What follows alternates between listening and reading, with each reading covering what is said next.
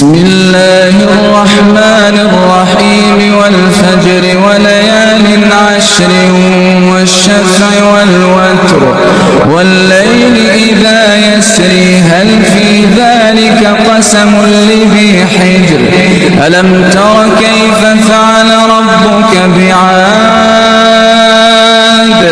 إرم ذات العماد التي لم يخلق مثلها في البلاد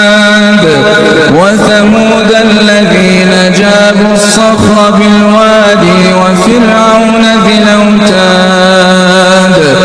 الذين طغوا في البلاد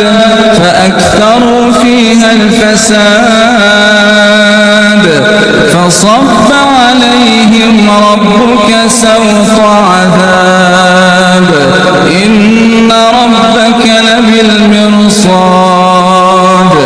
فأما الإنسان إذا ما ابتلاه ربه فأكرمه ونعمه فيقول ربي أكرمن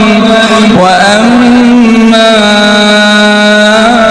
إذا ما ابتلاه فقدر عليه رزقه فيقول ربي أهانني كلا بل لا تكرمون اليتيم ولا تحضون على طعام المسكين وتأكلون التراث أكلا لما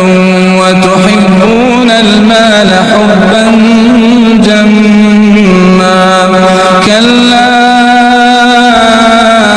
إذا دكت الأرض دكا دكا وجاء ربك والملك صفا صفا وجيء يومئذ بجهنم يومئذ يتذكر الإنسان وأنى له الذكرى يقول يا ليتني قدمت لحياتي فيومئذ لا يعذب عذابه أحد ولا يوثق وثاقه أحد يا